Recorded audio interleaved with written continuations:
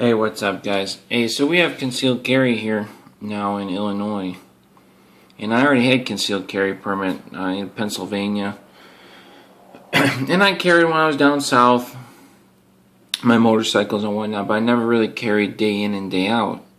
And now that I have my concealed carry permit in Illinois, I'm carrying all the time. And now it's got hot out, and I had my Airweight, a different Airweight, not this one, a Model 37, in my pocket, and I noticed some surface rust. Quick went and cleaned the surface rust off, cleaned it all up nice, and it's an all blued gun. The cylinder was getting rusty, and I said, well, I'm not going to let that happen again. So I'm going to go buy something else. Now look at, I've always refused to buy a Smith & Wesson with the internal lock. And if you look, you can see I've already removed the lock out of this gun. I've always refused to own one. Not because of the chances of failure, although I don't like that, but it's really more the principle of it. Smith & Wesson is now making Airweights without the lock again, but they don't make the Model 637 with the exposed hammer. I don't like that internal hammer. Even though I'm only going to shoot this in double action in self-defense, 99.9% chances you're not going to cock the hammer back. But I just like the hammer. I like to cock it back. When you want to see how the gun is in the gun store, you cock it back. Oh, it's nice and the cylinder's tight. And I just, I don't like the internal hammer. I'm not worried about the snagging on clothes, and then it keeps the uniform with all your other revolvers with the hammer. You practice in your household. I've never had a hammer snag. You get used to dealing with that. So, but anyway, I went and looked, and they had this one in the back, and I hand picked it, and everything is very, very straight. I don't like the modern Smith & Wessons. The quality has been really poor. I went there with $1,300 in my pocket once to buy a performance center, and the barrel was threaded in. It was off center. It probably shot straight, but looking at it like this, you could see different gap between the frame and the barrel. And, this one's nice and straight. I couldn't see anything wrong with it. Except the stupid lock. But like I said, the 642 they make without a lock. But this model they don't make without the lock. So I was like, well, do I get the enclosed hammer, which I don't want? And so, you know what? Let me get this one, and I'm going to take the lock out. Now, when I first took the gun apart, I meant to just take out the little thing that pops up back here that says lock, and then just leave the lock. But after I took that out, I was like, well, you know what? I'm going to take the rest of this garbage out too. This little thing, and then behind it is a spring and a slide plate. And I'll give you a look back in here. Gun is unloaded, by the way. See all down in there? That's all milled out in the frame. That's all full of spring and a little slide plate. Like all these parts that they went and made, they put money into making all those parts. Like, really? And then they use MIM parts in the gun to save money. It's like, if you want to save money, then don't make. There's a bunch of parts. It's like four parts, 5 parts, and then plus the keys, and you're making those keys. I'm sure it's inexpensive, but really, put the money into the gun, not this nonsense. It's a child safety, by the way. I wanted to make this video because people are like, oh, if you were to shoot somebody in self-defense, the court could say, oh, you removed your lock. That's a child safety lock. Okay? Let's educate people. Let's not join the band of society as stupidity. People, unintelligent people that don't know about guns. Let's educate people and say, look, this thing is stupid. Even as a child safety, it's stupid. What kind of person are you? You leave a gun laying around with your kids that they can pick it up and start trying to pull the trigger.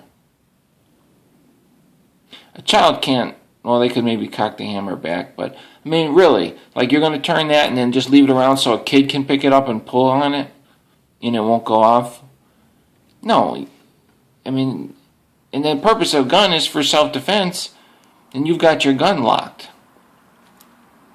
I mean, it doesn't make any sense. I mean, in a safe, with maybe you punch a quick code, grab your gun. I mean, that makes way more sense than a stupid lock. You know what I mean? I mean, it just doesn't make any sense, even as a child safety.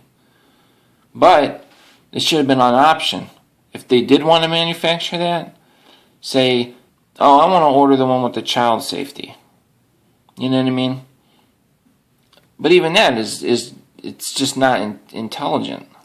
And look what they do to the frame. Right here is where the lock is. See that big gap? So they mill the frame out, they weaken the frame. It's not known to crack or anything, but they spend all that money doing that.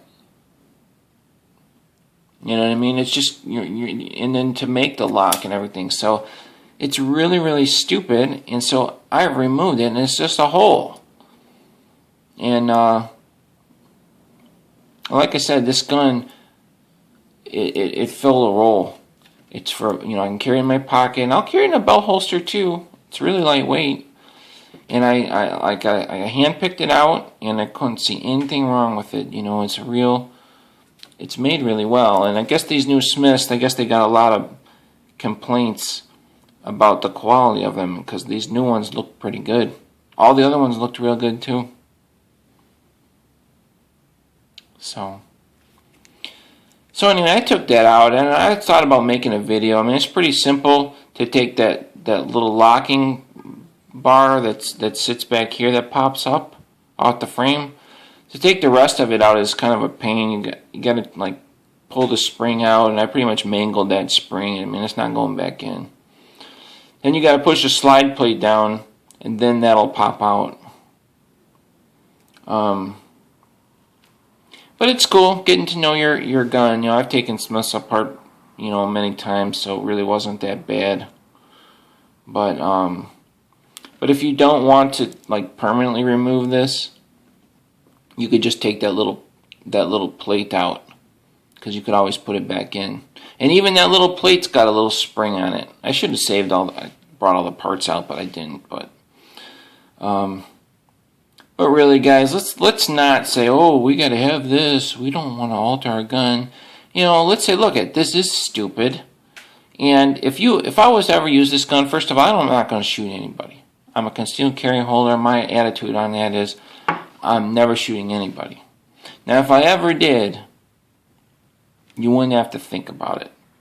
It'd be a situation where you wouldn't even have to think about it. Where if you did use it, it was because you were saving people's lives, or you were saving your life. Even if somebody had a gun, I wouldn't pull out a gun and get in a gunfight. You know what I mean? I just wouldn't. Now, if that person was shooting other people, then it might be different. But it's definitely nice to have something with you. I mean, I always use the Brown's Chicken Massacre, things like that. You never know when you're going to find yourself in a creepy situation like that.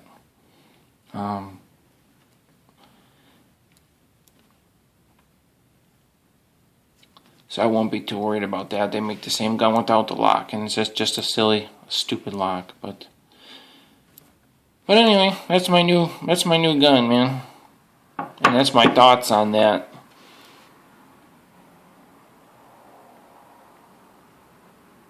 Pretty cool gun. It's light. It's short. You definitely don't want to just wrap your whole finger around it like that. You gotta more it takes a little getting used to with the small grip. Because I mean, it's so small, like literally, you wrap your finger all around the trigger. The gun will still go off, but it starts to pinch my finger, and it's not that tiny, but you definitely don't want to wrap your whole finger around. You know what I mean? You want to get the more of the tip of your finger, which takes some getting used to. Because a bigger gun, you just kind of grab it and put your finger on the trigger for double action, and wherever your finger lands is where you shoot. But this one, you definitely want to get your finger off. But if you do wrap it all the way around, it'll still go off. It'll just pinch the heck out of your finger. I was shooting LCP one time, and it was so small that like I was pulling all the way down. I couldn't pull any further because my fingers were hitting my fingers, and I couldn't even get it to go off. I had to stop and move my finger and then shoot again. So this one, you literally could just grab and shoot, but you definitely want to shoot it like this. But you could just grab it and boom, boom, and shoot if you had to. But yeah, that's what that looks like with that gun. You can see it's hollow in there, and it's kind of neat with it out. You can be, oh, I took it out. I wouldn't be shy about saying that. I'd say it loud and proud. I got rid of that stupid thing. That's how you address that problem. Don't be shy. Be outspoken. You know that that's dumb. You know that that's retarded. And it's gotta go. That's all there is to it. Alright, I'll catch you guys later.